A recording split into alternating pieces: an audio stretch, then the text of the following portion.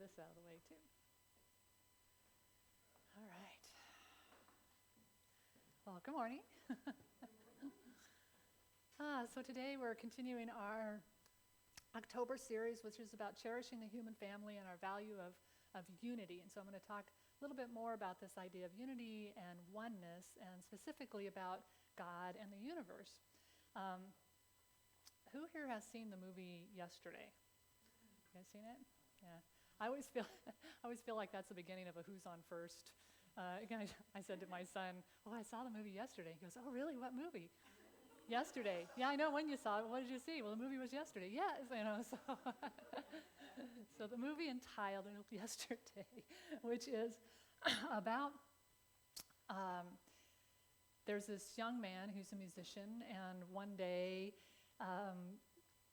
the power all around the world goes off for about 12 seconds, and during that time he gets hit by a bus, and he ends up in the hospital, and after a period of time of healing, he is released from the hospital, and he goes over to his friend's place to kind of celebrate this, and his guitar had been damaged in the bus accident, and so they presented him with this new guitar, and they said to him, "Oh, play us a song, and he said, "Well, an occasion like this really calls for an exceptional song," and so he sang Yesterday by the Beatles, and everybody was just mesmerized. They were just glued, and they teared up, and they just were like, "That's the most beautiful song I've ever heard. When did you write that?" Mm-hmm. And he said, "Well, I didn't write that. The Beatles wrote that." And they're like, "What's the Beatles? Who's that?" He said, "John, Paul, George, Ringo." They're like, "What are you talking about? When did you write that song?" And he realized in that moment that during that blackout, everybody's memory, except his, it appeared, didn't remember who the Beatles were. There was just no memory of it.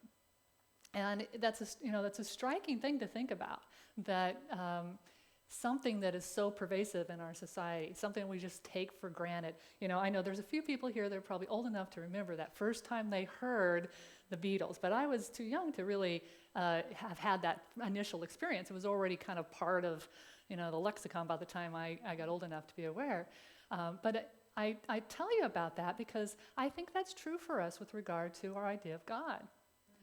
Even our idea of the universe, even the idea of the amazing things that we know about ourselves, like we're spinning on this rock through this universal, vastness, and we kind of go sort of numb to it in some ways, or we become unconscious to it, and we're not necessarily as amazed at the facts that we should be, really. That we should be. And so this whole idea, last week I talked to you about that spiral, that we're always spiraling and expanding our awareness of God. Dr. Ernest Holmes says, right now we are as much of the spiritual reality as we ever will be. Although we be continuing becoming more aware of it, we are all incarnations of God. God is what we are. God is not lost, neither can we ever be. We need to prepare to meet God. We are meeting it every day. What we do not do, and what we will always be doing, is to express more and more of its nature through ourselves. This is the endless pathway. This is the immortal and eternal endeavor, the continual upward spiraling of our awareness of God as what we are. A greater knowledge, experience, and expression of God is always our goal, which may and must be ever more fully attained. This is this idea that even if we think we know what God is, or what the universe is, or whatever we call it, spirit, divine source, energy, that this is a continual path. It's not like we learn about it and it's over. That there's this expansive expression of it. And Joel Goldsmith said, all metaphysical teaching has their origins in the revelation of God as one, and that we would do well to continue this practice, to explore. It's worth your time to re-examine your thoughts and your beliefs of who and what God and the universe is. And so, this can happen. Oftentimes, we have an expanded awareness of God when something traumatic or dramatic happenings in their life. We hear people who had near-death experiences. So all of a sudden they have this expanded awareness of what they are and who they are and that oneness. It might be, I have a friend who lost her son to suicide, and she was, an atheist, or at most an agnostic. She never really believed in any kind of, energy that went beyond this physical world. And that traumatic loss of her son compelled her to explore maybe what the continuity of life might be. My friend, Reverend Harriet, who was already the most mystical person I knew, had an aneurysm, about a month ago. And she's talking about how that experience has even expanded her more of what this idea of God is and what this universal presence is and what our part is in it. So we can never become complacent that we already know, or that we're like, oh, we talk about this again. But to really I just really invite you to kind of create that beginner's mind of what we're talking about around God, about the universal presence, and even just the scientific understanding from quantum physics. In the book that we're reading for the month, The Principle of Oneness, talks about this, and I'm just going to read it because it's kind of scientific-y. So he tells us that the universe is 95% unknown. The universe is not what it appears to be, and we have only a basic understanding of less than 5% of it. 2001, the Wilkerson microwave anisotropy, is that how you say it? I'm looking over here. That was that big, machine in Germany. They called it WAMAP.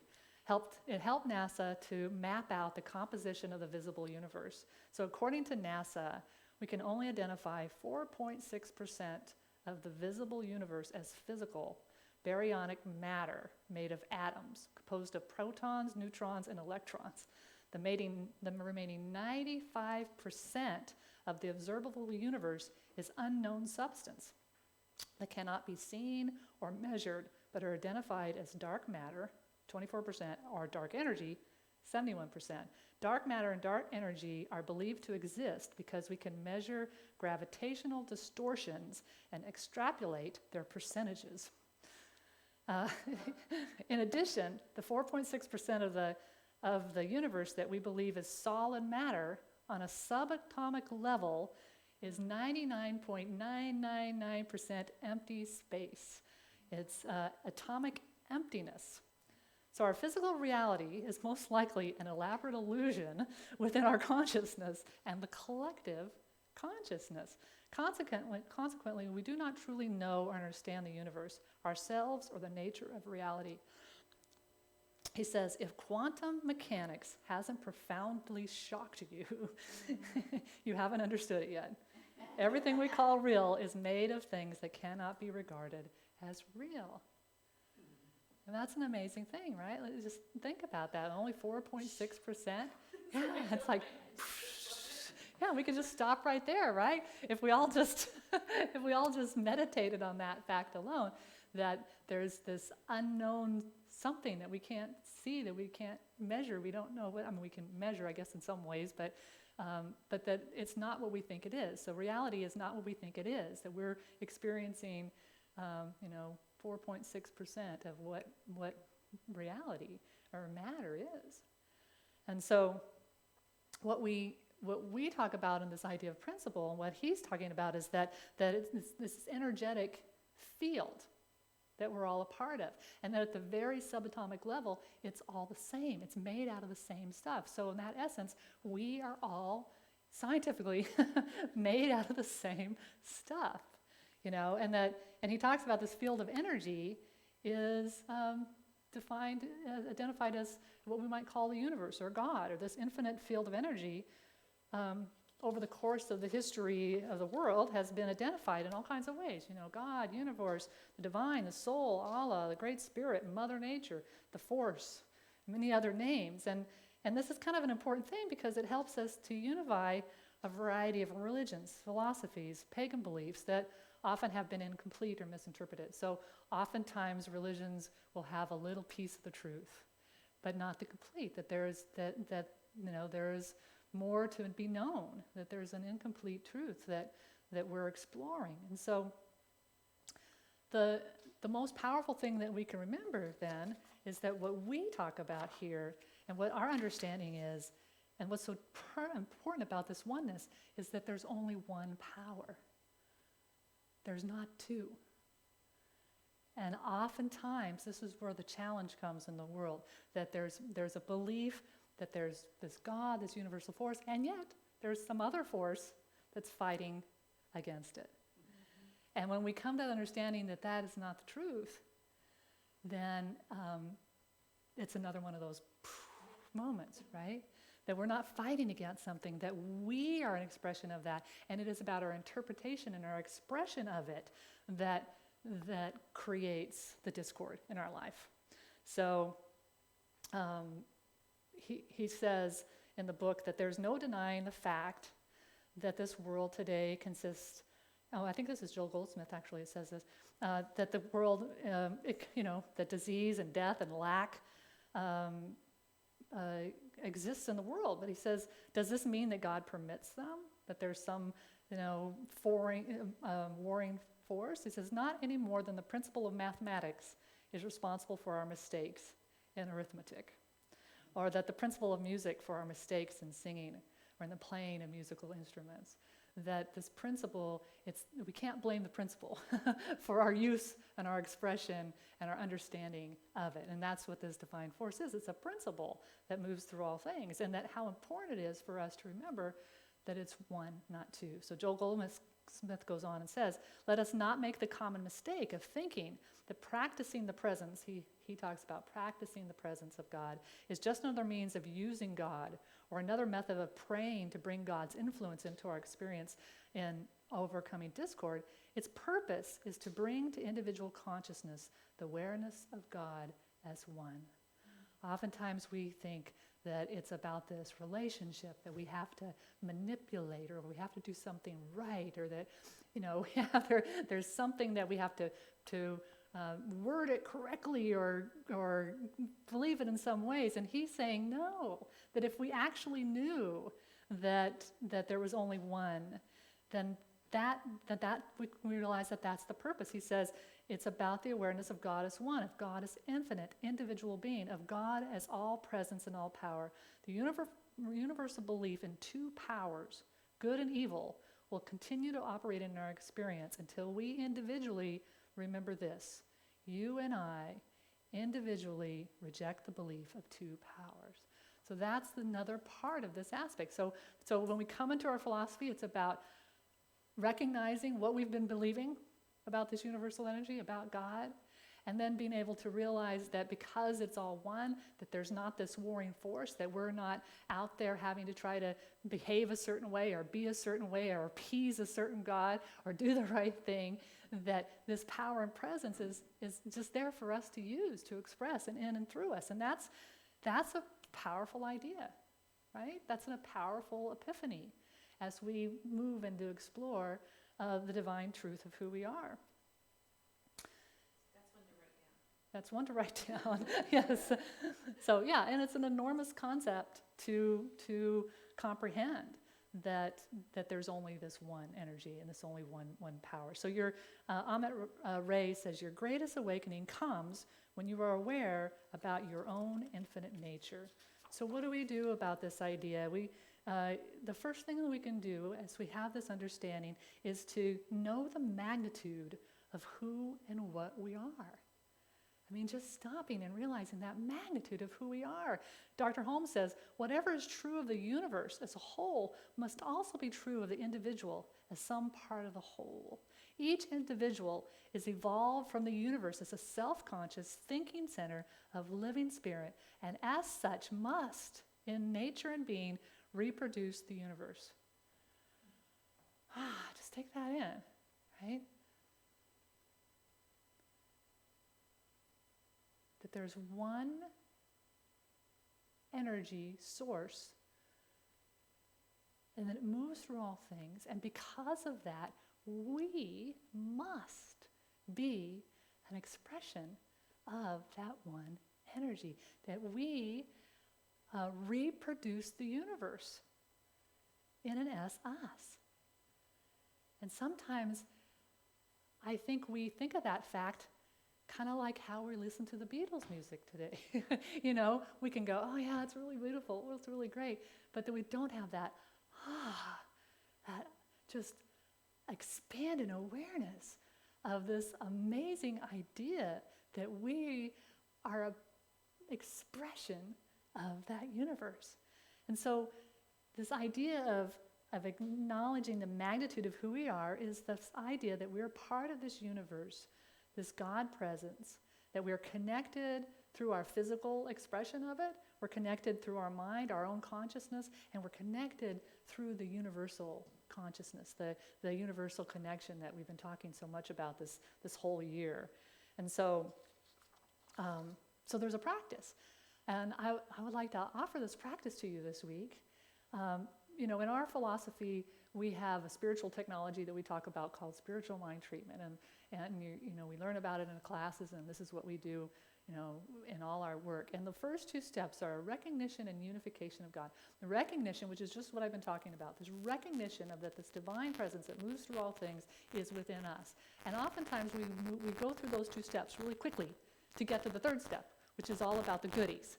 And I'm healthy, and I've got a lot of money, and my job is great, and my relationships are wonderful, and and we go to all that place. But Joel Goldsmith talks about the fact that if we absolutely knew, if we got those first steps to our core, if we felt it, that's all we need to do. There's nothing else we need to do. Is just and actually our third step in that process is called realization. It's not called create or manifest or it's called realizing that, and that's it. Once we acknowledge the divine presence, that it's it all and we're a part of that, the only thing left to do is to realize, is to go, that must mean the abundance of the universe is already mine. That must mean that I am a beloved being of the universe. That must mean that the abundance and the good and the love, all that is available moves through me. I realize this.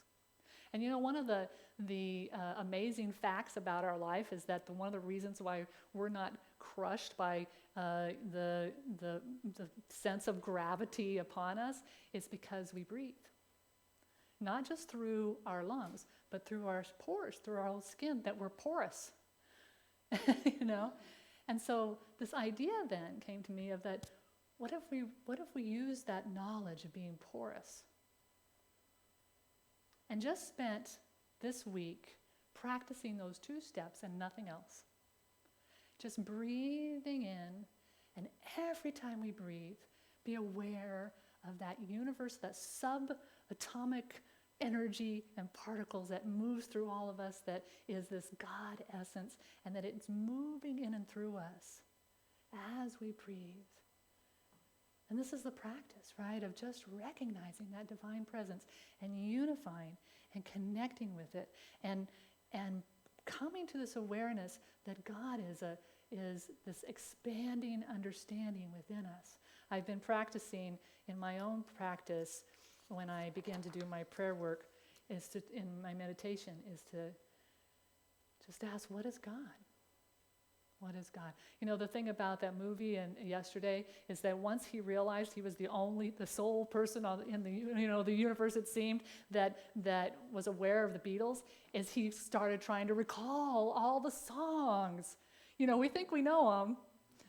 And then because when people sing them for us, our brains go in but have you tried to recall lyrics to a song without Google recently? And so he's there and he's trying to remember the words and he's, all he had was himself to rely on. And I think we have to treat this idea of God that same way.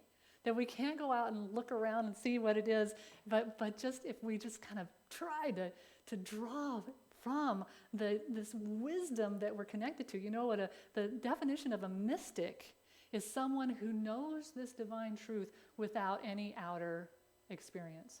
That it's something within. And the truth that always comes up that all mystics talk about every single one of them, is that there is one. That there is one universe energy and that we're a part of it. That is what mystics teach. And what is true is that we are each a mystic. We each have that ability to allow this bubbling up within us, to have the spiritual experience. And the beautiful thing is that we don't have to wait for a dramatic or traumatic experience in our life. We in this moment can practice this. We can open ourselves up to our own individual experience of this divine presence and how that moves through us. And we do this by stopping and sitting and being and breathing and allowing this wisdom to come through us to expand who we are. And what's so amazing about this is that what happens? So we change our experience of God. We practice this experience of being connected with that divine source. And then why do we do this?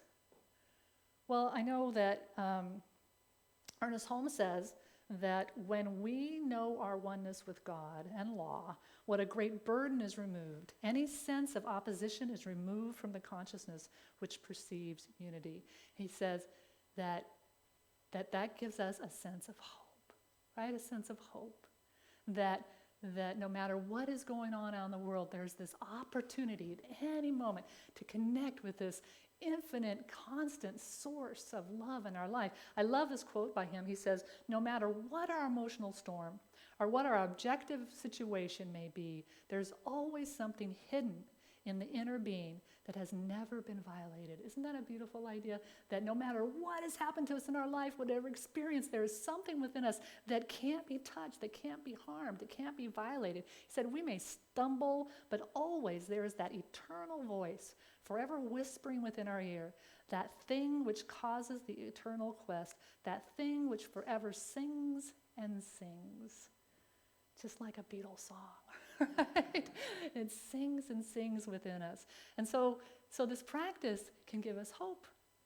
It also can expand our heart, because what we know is that it makes us less judgmental if we know that everybody else is this expression of God as well.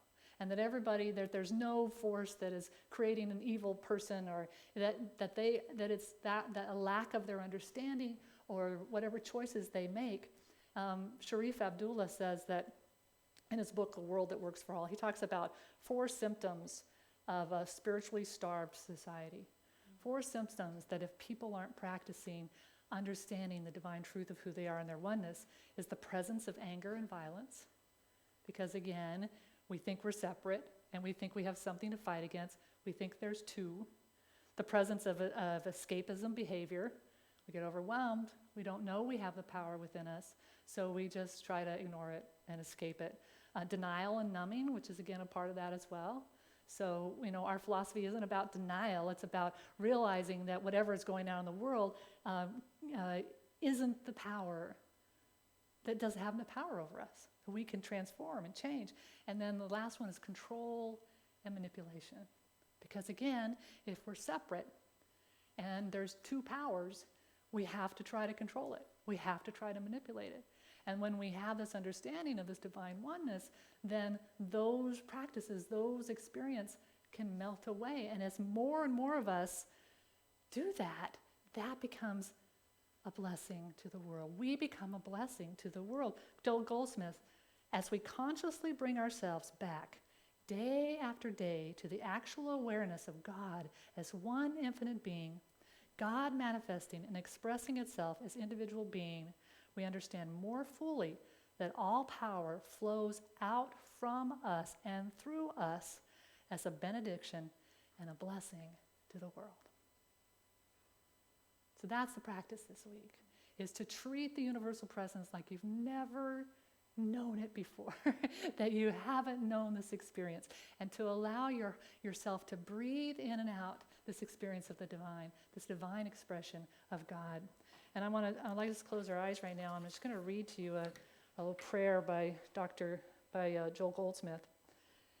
And just allow yourself to open up to this idea, to just take a moment to breathe in. And as we know that our very skin is porous, that we are breathing in and out, just allow that idea that every breath I'm deepening into this experience, into this awareness of this subatomic life energy force that is moving in and through and as and out as me.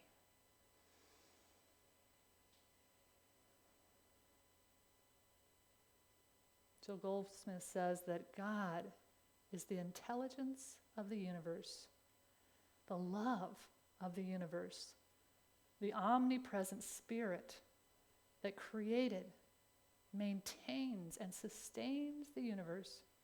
God is the source of the beauty of the trees and the flowers and the fruit. God is the very substance of the vegetable and minerals. God is the substance of the gold in the ground, of the silver, the diamonds, and of the pearls in the sea. God it is that fills the sea with fish. God it is that fills the air with birds. God is in the midst of me. Where I am, God is. And God's love is forever enfolding me. God is the source of my being. God is the source of my supply, the source of the very food on my table. God it is that gives me life's work to do. God it is that gives me the strength to perform it.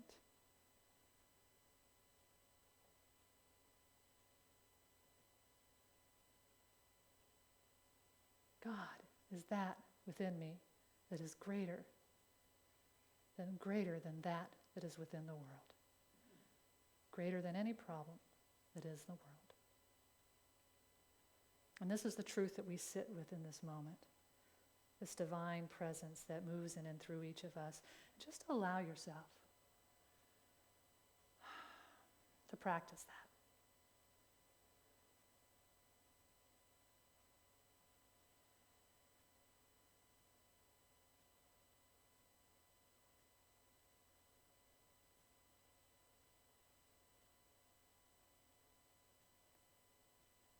And that's because we know that this presence moves in and out and through us at this moment. Let us just move that divine energy through us into this room, blessing each person here. Each of us has this power. We don't have to wait for something outside of us to bless or condone what we are or who we are. We, in this very moment, have that power within us to move through us and bless each other. So take a moment to bless each person in this room.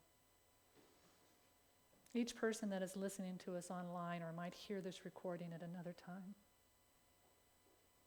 And as you allow that energy to move through and bless everybody here, feel that blessing coming back. And just notice that expansive experience within your very being. And let us take this combined awareness and understanding and experience of this one, and through us, let us move this energy out through the walls of this building, expanding past this campus, blessing it in all that it does throughout the week.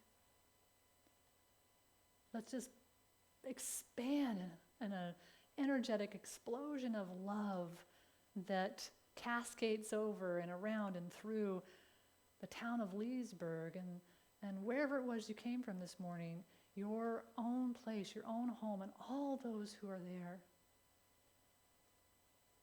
Let us just continue this beautiful, energetic explosion of love and oneness over our capital, those who are making decisions, the lawmakers, just knowing that they are an expression of the divine light, and that they are guided by this sense of oneness.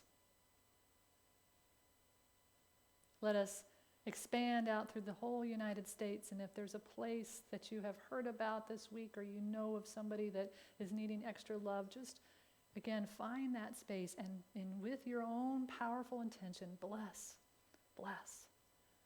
from this understanding of oneness and connection. Let us expand more and throughout this beautiful globe, this universal energy that is just a speck in this universal presence and energy. But it's all that we know and love. And it's significant and it's important. And as we expand our awareness out into this universal energy, this infinite understanding of all that there is, that this energy, this what we can't claim, we don't understand, we don't label, we just know that it is all universal presence, all spiritual essence, all love. And with that expanded awareness, let us just move right back into this room, maintaining this new energetic understanding within our very being that every cell in our body has been transformed from this experience of breathing in and out that divine energy. And in our awareness of it, we are changed. We continue on this spiral of understanding and expansion of our own experience of the divine. And we bless everybody else on their path, on their experiencing, knowing that as we continue to collectively grow and in our understanding that the world is transformed. The world is transformed. This is what I know to be true. This is what I give great thanks for. This is what I release into that word, knowing that it is already done, into the law.